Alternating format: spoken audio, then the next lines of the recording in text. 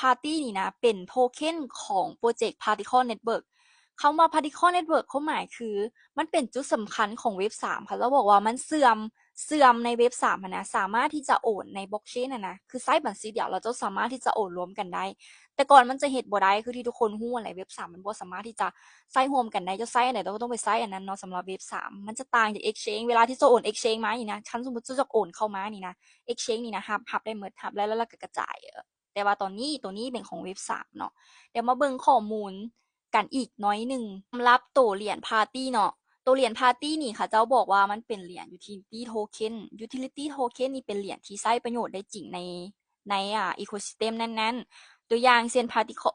Party นี่เนาะ Party นี่เป็นเหรียญของ Particle Network หรือเป็นเหรียญที่นำใช้อยู่ใน Particle Network แล้ว Particle Network นี่เห็นอย่าง Particle Network นี่เป็นคือเหมือนกับว่าเป็นตัวรวมบัญชีหรือรวมบล็อกเชนเวลาที่เจ้าโอนเนาะปกติเขาจะต้องจ่ายค่าแก๊สสมมุติว่าเขาโอนอีเธเรียมต้องจ่ายค่าแก๊สเป็นอีเธเรียมลำบากโอนเข้าไปอีกมันบอแต่ว่าพาร์ตี้นี่เนี่ยเขาจะบอกว่ามันมาแก้จุดบอนี่เขาจะใช้เหรียญพาร์ตี้นี่เนาะใช้จ่ายค่าธรรมเนียมถึงบล็อกเชนผ่าน Universal Account โดยบ่ต้องใช้ native gas ตัวอย่างเช่น Ethereum ก็ต้องใช้ Ethereum BNB ก็ต้องใช้ BNB นี่จบปัญหาเอามาใช้แต่ Party แล้วก็รวมกันในบัญชีหันเจ้าสามารถสิโอนไปได้ทุกบล็อกเชนเขาจะบอกแนวนี้อันที่2ว่าเว้าในเรื่องของ staking และก็ governance ใช้ในการโหวตทิศทางพัฒนาของระบบ Particle Network ตัวนี้มันเป็น decentralized เลยทุกคนสามารถนำไป stake แล้วก็รับรางวัลแล้วก็จะมีพวกสามารถโหวตได้มันเป็น decentralized เนาะตัวนี้แล้วก็อีกอันนึงเว้าถึงเรื่อง liquidity settlement เป็นเหรียญตัวกลางที่ใช้จัดสภาพคล่องในระบบแบบ cross chain swap ทุกคนเข้าใจว่า cross chain swap เนาะคือเขาโอนข้ามบล็อกเชนและข้ามเชนกัน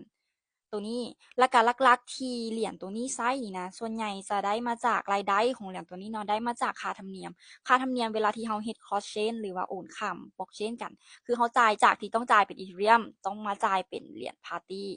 ประมาณนี้แล้วก็รายได้ก็จะอยู่ในส่วนของค่าธรรมเนียมตัวนี้เนาะทุกคนเข้ามาที่ Binance แล้วเราไปเบิ่งในชื่อของเหรียญ Party กันเนาะทุกๆเหรียญในคริปโตมันจะมีโปรเจกต์ใดหนึ่งแหละเหมือนกับธุรกิจหนึ่งแหละทุกคนเวลาที่จะเลือกลงทุนทุกคนต้องไปเบิ่ง Foundation ของมันก่อนมันจะมี White Paper ให้เนาะบางเทื่อเขาก็ตั้งเป้าแล้วมันก็บ่ได้เป็นตามเป้าแต่ต้องมาเบิ่งว่าเหรียญตัวนั้นโทเค็นตัวนั้นเนาะเทคโนโลยีมันเฮ็ดหยังมันไปเฮ็ดอีหยังเนาะหาเงินหารายได้แนวใดก็เหมือนกับเล่นหุ้นแต่ก็บ่หุ้นนี่มันคริปโตทุกคน อันนี้เป็นเหรียญพาร์ตี้เนาะปัจจุบันราคาของเหรียญพาร์ตี้อยู่ที่ราคา 0.36 เหรียญต่อ1โทเค็นหากก็เปิดโตมามื้อวานนี้เนาะมื้อนี้เป็นมื้อที่2หากะลิสต์ขึ้นใน